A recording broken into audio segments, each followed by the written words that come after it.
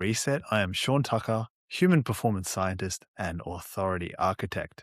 We are here in the living lab documenting the struggle, the science, and the shift for every high performance dad and founder who is ready to bridge the gap between their presence and their ambition.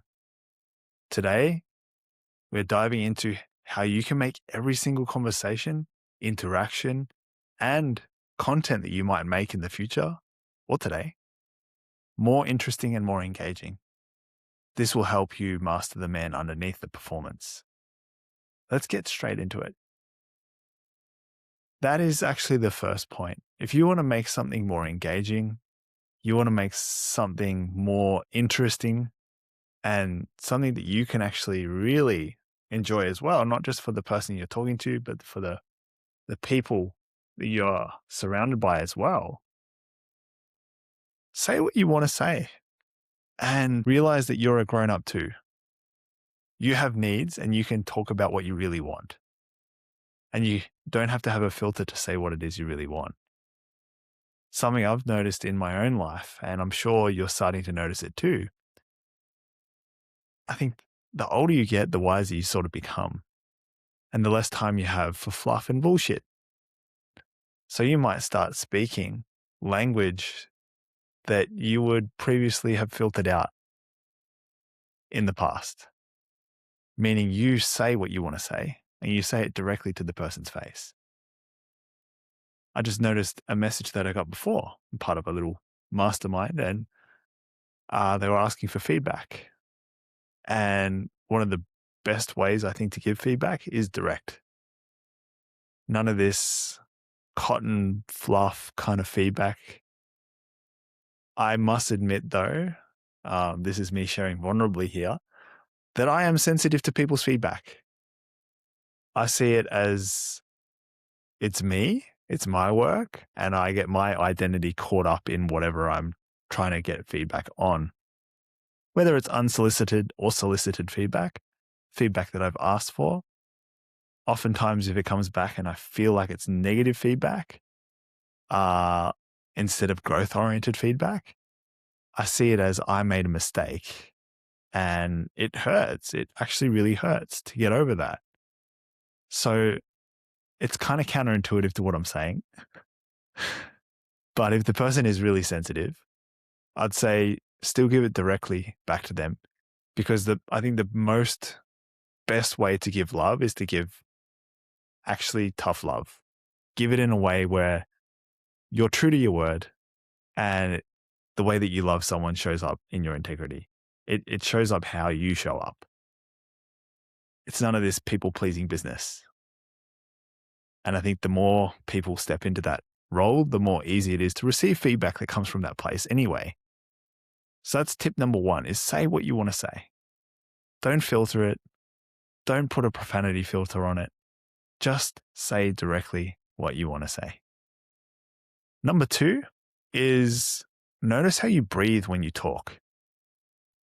If you are talking and you are inhaling your breath, you're going to sound all flustered and anxious. It's not going to roll off very nice.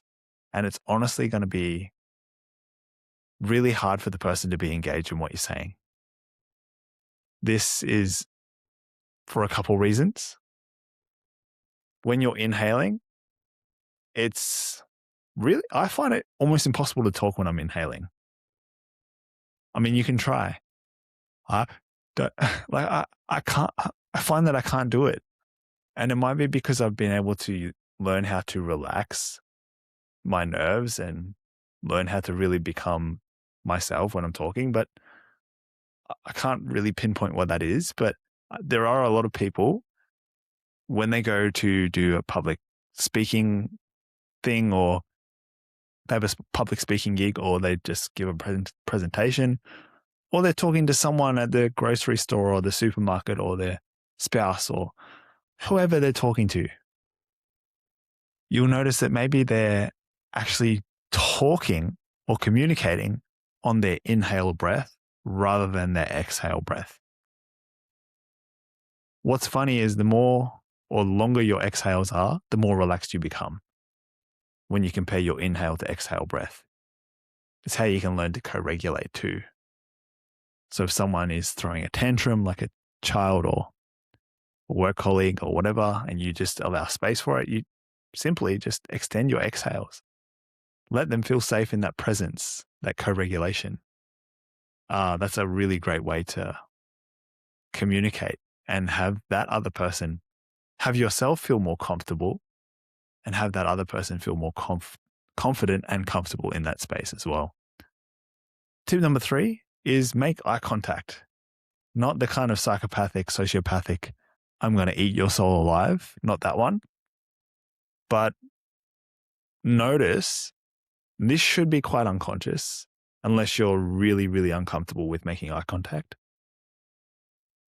You'll notice that for moments you'll make eye contact, you'll be really connected, and then other moments you'll kind of drift off. Your eyes will move somewhere else, your posture will change.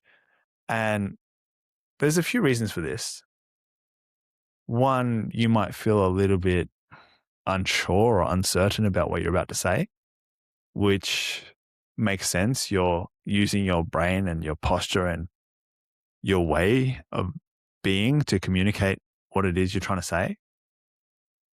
Or it could be that you just really lack confidence in connecting with people and communicating whatever message you have. So practice this. This is all practice anyway. Like practice what I'm suggesting here. It's not perfect when you start, but you will progress towards perfection. You'll never attain it, but you'll progress towards it. And it's always about striving for it's all about striving for perfection, not attaining perfection. Striving towards, not attaining. That is a really crucial distinction. I think will help a lot of people anyway. So yeah, those are my 3 tips. I'm just thinking, is there any other bonus tip I would give? Maybe one is actually using your hands, using your body to communicate as well.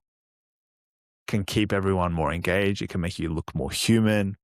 Honestly, I don't like people who communicate just with their hands and that's all that they do. I really love that people can use their voice and their modulation of their voice and tonality and intonations and all of these things that make it more engaging as well. But that's more advanced, right? There are more advanced communication pathways of knowing how to use your voice to communicate so that you can keep the person connected and engaged the whole time. But using your body language, using your hands, using even your eyebrows, like be engaged yourself and the other person will be engaged. It's really as simple as that. So in summary, just be engaged yourself and people will become more engaged.